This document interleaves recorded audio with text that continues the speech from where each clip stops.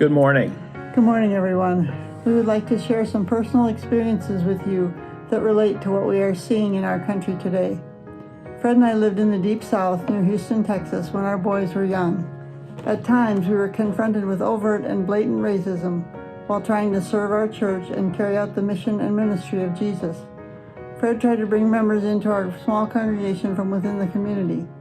At one point, I remember him coming home telling me that a member of our congregation had said to him, "If Fred Jensen brings a black family into this church, he had better have another place to go."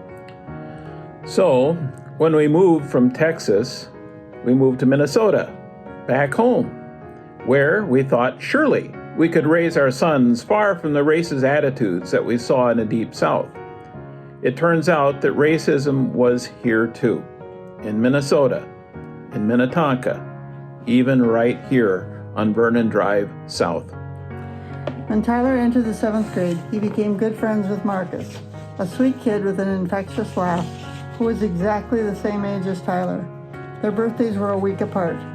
But Marcus was significantly bigger and taller than Tyler, and Marcus was black. I remember a staff member coming to me saying she was concerned about Tyler's, quote, choice of friends, unquote. Racism. Not as overt and blatant as in Texas, but there nonetheless, insidious and hurtful. These two young boys spent lots of time together, often getting into the same trouble at the same time. It didn't take us long to realize that Marcus always got a harsher consequence, more blame and accusations than our white son Tyler. This continued into their high school years. It was at this point that Marcus's mother and younger brothers moved to East St. Louis, and then Marcus came to live with us and finish his high school years here at Hopkins. He was with us for 2.5 years. During these years, we saw several incidents where Marcus was accused of things he didn't do, things he couldn't have done because he was with Tyler in a completely different area of town. Racism.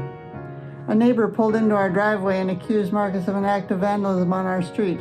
And when Marcus came to the door, the man started yelling and calling him names. I inserted myself in between the two of them and tried to explain that Marcus had been home when the vandalism occurred. Racism. I once had a Hennepin County official tell me that I needed to be careful. I responded, "Of what? I've known this boy and his family since he was 12. Well, she said, I wouldn't trust him in my house. Racism. When Marcus was 17, he went with us on a trip to Hilton Head, South Carolina. He was very nervous about traveling that far south. More than nervous, actually, he was afraid. We tried to reassure him that he would be fine, that these were nice, friendly folks at a nice resort. When we arrived the first night for a welcome dinner, I knew what it was that he had tried to communicate to us.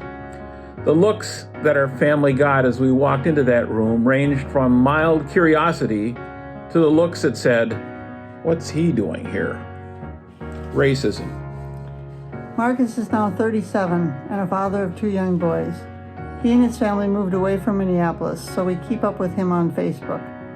Our prayer in the Shepherd parking lot the other night at the 846 for 846 vigil was that we would never forget what we learned from being a part of Marcus's life for those 2 years, and that we would always strive for understanding, reconciliation, and healing. Thanks for letting us share this with you. Good morning.